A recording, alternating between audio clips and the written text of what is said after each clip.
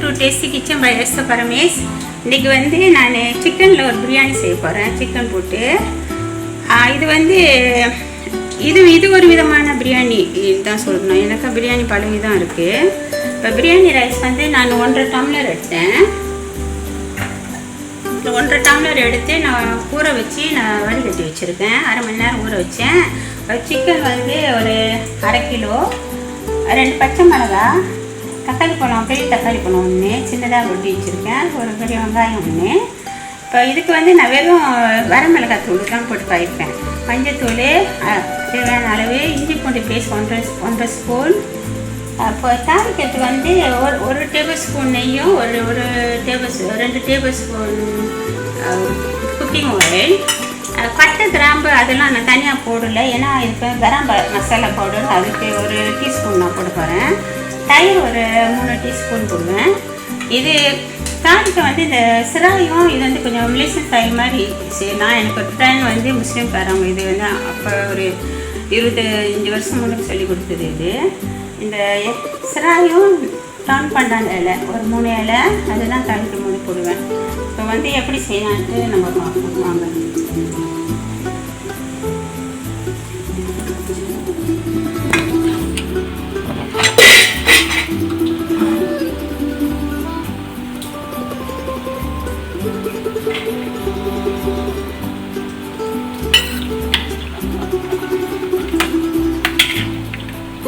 நெய் ஒரு table spoon நான் போட்டிருக்கேன். நாட்டு வச்சு அது வந்து பிரியாணிக்கெலாம் வந்து கொஞ்சம் நெய் கூட ஊற்றினாதான் சாதம் வந்து ஒன்றோட ஒட்டாது. இப்போ 3 டேபிள் ஸ்பூன் நான் குக்கிங் ஆயில் போட்டிருக்கேன்.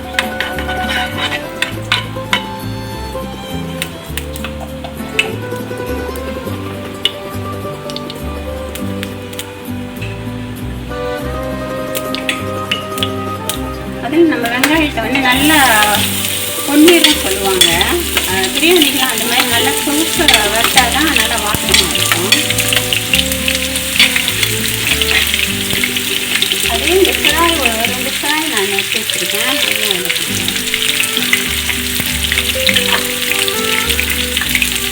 சாதத்துக்கு தகுந்த மாதிரி சேர்த்துக்கலாம். அப்புறம் சீக்கிரம் அந்த வெங்காயம் போயிடும்.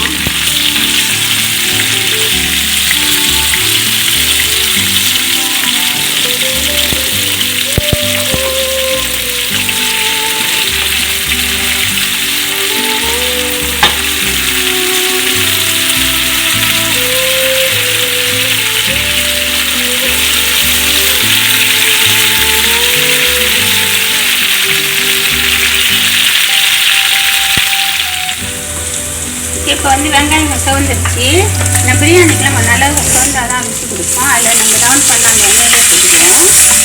அடுத்து தக்காளி பழமும் போட்டுப்போம். இல்லை இஞ்சி பூண்டு போட்டுப்போம். அதுவும் பச்சை வச்சுக்கணும்.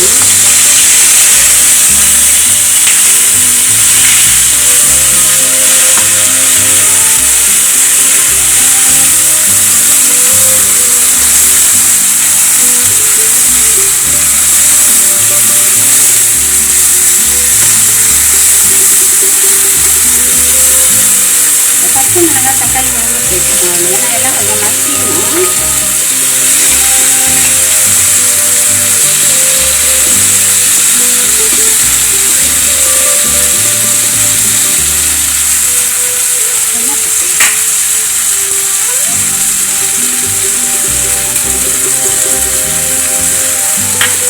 இது நம்ம கரம் மசாலா போட்டுப்போம். இந்த கரம் மசாலாவில் வந்து கருவேப்பிலை, ஏலக்காய், கிராம்பு எல்லாமே சேர்த்துருக்கு. அதனால் நான் தனிப்பட்ட முறையில் போட தேவையில்லை.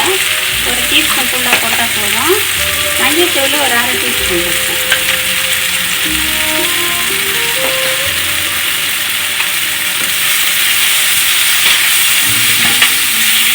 எண்ணெயில் போட்டால் கொஞ்சம் வாசமாக இருக்கும். நல்லா எண்ணெய் கூட கொஞ்சம் குறைவாக தான் இருக்குது. நம்ம இப்போ ஊற்றிக்கணும்.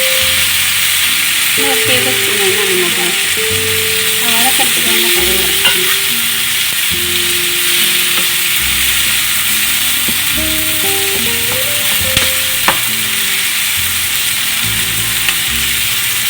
நல்லா வாசம் வந்துருச்சு.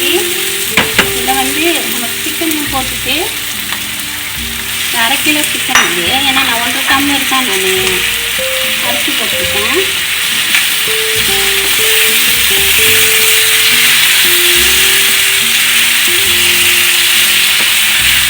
தண்ணி கொதிக்கணும், நம்ம தனியாக கொதிக்கிறது எடுத்துடணும். இப்போ 1.5 டம்ளர் அரிசிக்கு நான் 3 டம்ளர் தண்ணி நான் அந்த ரைஸ் குக்கர் பானையிலே நான் கொதிக்க போட்டுருக்கேன்.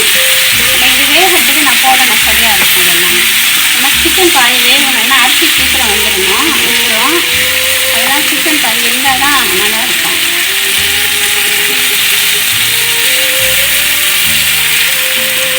சிக்கன் கொஞ்சம் வதங்கிடுச்சு. நம்ம வெறும் மிளகாத்தூள் 1 டேபிள் ஸ்பூன் வெறும் மிளகாத்தூள்,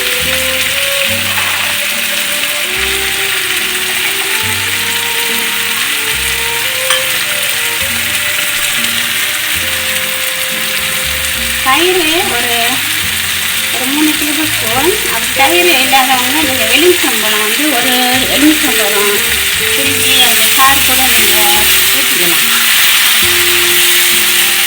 கொஞ்சமாக நம்ம தண்ணி ஊற்றி இந்த சிக்கனை கொஞ்சம் வேக வச்சுக்கணும். சிக்கன் பாதி வந்த பிறகு தான் நம்ம அரிசியை போடணும்.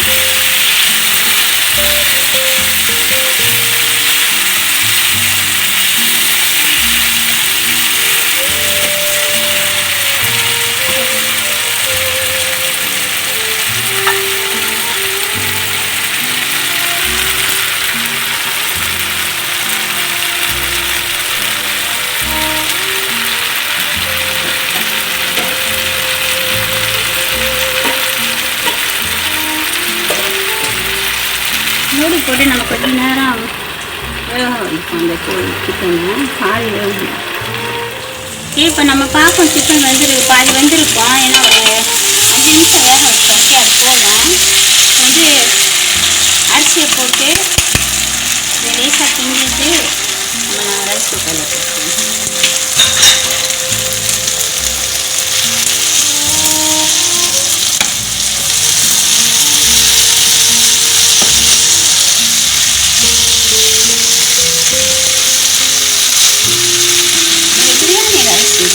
பாஸ்மதி ரைஸ்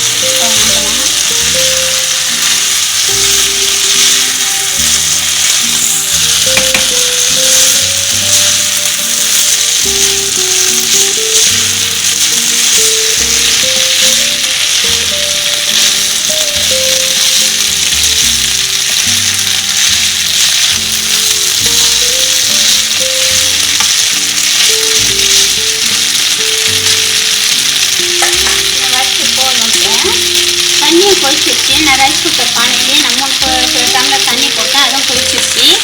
நம்ம ஸ்டவ் ஆஃப் பண்ணிவிட்டு இதை அதில் போட்டு நல்லா வச்சுருவோம்.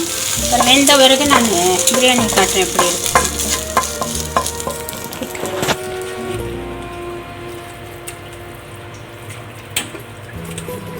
இப்போ முதல்ல நான் உப்பு கொஞ்சம் போட்டுட்டேன். இப்போ சிக்கன் போட்டதுனால அதுக்கு தகுந்த உப்பு கொஞ்சம் போட்டுக்கலாம்.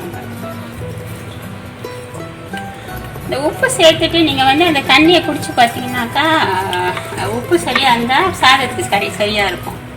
அப்படி நல்லா கிண்டிட்டு நீங்கள் அந்த தண்ணியை கொஞ்சம் குடிச்சு பார்க்கணும். குடிச்சு பார்த்தீங்கன்னா உப்பு சரியான அளவில் இருந்தால் சாதத்துக்கு சரியாக இருக்கும். இதை மூடி இதை நல்லா கொதிச்சிருமோ. இப்போ என்ன ரைஸ் கேஸ் மூடியில் வந்து ஒரு சந்து இருக்கும், அதில் வெளியாகும். அது வெளியாக தண்ணி கொதிச்ச பிறகு தான் நம்ம வந்து நல்லா கொதிச்ச சோறு சமமாக வந்த பிறகு தான் நம்ம வந்து நல்லா கம்ப்ளீட்டாக மூடுற ஒரு மூடி போட்டு காற்று போகாமல் மேலே ஏதாவது கனமான ஒரு வெயிட் எடுத்து வைக்கணும். அதுதான் கட்டுற மாதிரி. இப்போ கொதிக்கிட்டோம், கொதிச்சு சமமாக வந்துட்டு அது பிறகு நம்ம வச்சுக்கலாம். இல்லை எப்படியும் வைக்கலாம்னா பிரச்சனை இல்லை. இது ஏன்னா இந்த மூடியில் வந்து சந்து இல்லை. சரி, வெந்தோடனே நான் காட்டுறேன் இப்படி இருக்குன்ட்டு. ஃப்ரெண்ட்ஸ், இப்போ பார்ப்போம். பிரியாணி வந்து கொஞ்சம் மேலே தண்ணியெலாம் வற்றின பிறகு கண்டிப்பாக நம்ம இந்த மாதிரி ஃப்ளாட்டான மூடி வச்சு இந்த வெயிட் வைக்கணும். சரி, பிரியாணி நல்லா வெந்துருச்சு.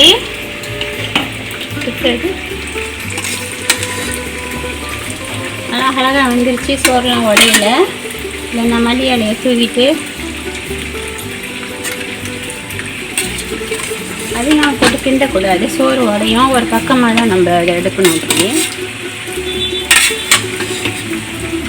எடுத்து பரமாறிடணும்.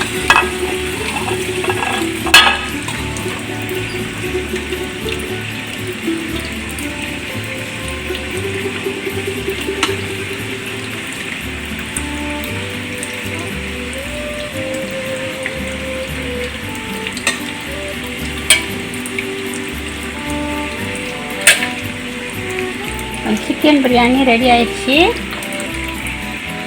நல்லா வாசமாக இருக்குது, மனமாக இருக்குது. இந்த சிக்கன் பிரியாணி நான் ஏற்கனவே வந்து யூடியூப்பில் என்னோடய சேனலில் சேலட் போட்டிருந்தேன், வெள்ளரிக்காய் சேலட்டு.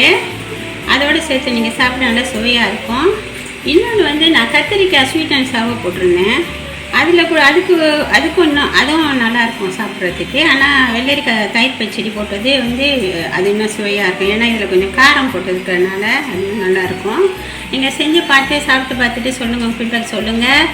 மறக்காமல் என்னோடய சேனலுக்கு சப்ஸ்கிரைப் பண்ணுங்கள். அப்போ தான் இன்னும் நான் அதிகமான வீடியோ நான் போட வந்து சுலபமாக இருக்கும். இது வந்து நான் வித்தியாசமாக தான் செஞ்சுருக்கேன்.